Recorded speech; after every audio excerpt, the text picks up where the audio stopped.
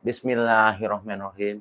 Allahumma sholli ala sayyidina Muhammad wa ala ali Muhammad. La haula wa la quwata illa billahil aliyil azim. Sampurasun, rampes, rahayu. Assalamualaikum warahmatullahi wabarakatuh. Selamat bertemu kembali dengan saya, Kang Widi, dalam Klinik Budaya Inspiratif dalam Pola Pikir dan Cara Berpikir. Para netizen dan dulur-dulur, semoga ada dalam keadaan sehat walafiat, sukses selalu, ada dalam amin ya robbal alamin. Para netizen dan dulur-dulur, hari ini kita akan meneruskan segmen tentang tema judul yang akan kita akhiri. Tema berjudul Transformasi Adat di dalam Budaya Indonesia. Para netizen dan dulur-dulur, pada segmen sebelumnya kita telah menguraikan kata transformasi. Transformasi adalah cara pandang objek atau sesuatu yang memudahkan unsur untuk diurai ke dalam suatu atau objek bentuk yang baru dalam kehidupan tanpa menghilangkan unsur tunggalnya. Berarti kemarin sudah disimpulkan bahwa kata transformasi itu bukan metode ataupun teori, tapi berupa konsep pemikiran baru. Dan kata budaya adalah pola pikir dan cara berpikir dalam menjalani hidup dengan nilai-nilainya dan bertahan hidup dengan nilai-nilainya dengan prinsip, tekad, ucapan, dan perilaku dalam kehidupan. Hari ini kita akan menyimpulkan tema transformasi adat di dalam budaya Indonesia adalah cara pandang manusia terhadap objek atau sesuatu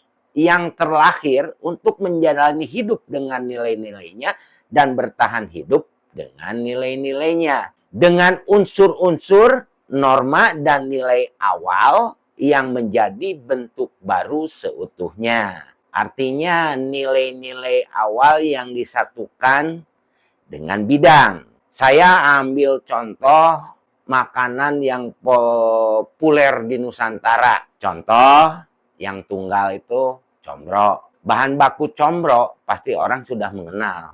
Kalau bahasa Sunda sampe, bahasa Indonesia itu ketela pohon. Meskipun ketela pohon ini bisa dibuat bukan combro saja. Bisa dibuat seblak, bisa dibuat dan lain sebagainya. Tetapi harus mengalami proses dulu. Nah, ini yang disebut nilai untuk makanan. Ada juga di Sunda yang dua nilai, artinya dua nilai itu kalau kita prediksi nilai itu titik. Nah, ada yang terbuat dari ketela pohon dan ada yang terbuat dari beras. Dengan mengalami proses, maka di Sunda ada makanan yang berasal dari singkong dan berasal dari beras. Disatukan karena ada bidang di garis, jadi kelihatan bidangnya. Namanya kerupuk gendar. Nah, itu contohnya. Jadi budaya di kita itu seperti itu. Itu baru dua nilai dari makanan. Artinya bahan bakunya yang satu sampe, yang satu lagi beras. Melalui proses dulu bersatu, maka nilai ini disatukan menjadi bidang, kelihatan seperti garis. Nah, ini contohnya. Dalam Undang-Undang Dasar 1945 untuk pertama kalinya Indonesia memiliki undang-undang tentang kebudayaan nasional. Pada 27 April 2017, Undang-Undang Nomor 5 Tahun 2017 tentang Pemajuan Kebudayaan disahkan pemerintah sebagai acuan legal formal pertama untuk mengelola kekayaan budaya di Indonesia. Istilah pemajuan budaya tidak muncul tiba-tiba. Istilah tersebut sudah digunakan para pendiri bangsa pada Undang-Undang Dasar 1945 dalam pasal 32, yaitu pemerintah memajukan kebudayaan nasional Indonesia. Untuk menegaskan kebudayaan merupakan pilar kehidupan bangsa.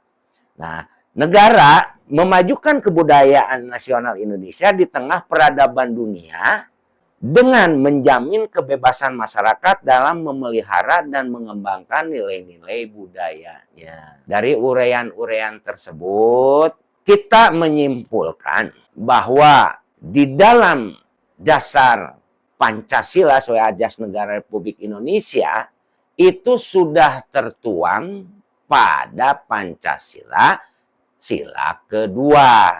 Yang tercantum dalam sila kedua adalah kemanusiaan yang adil dan beradab. Begitu.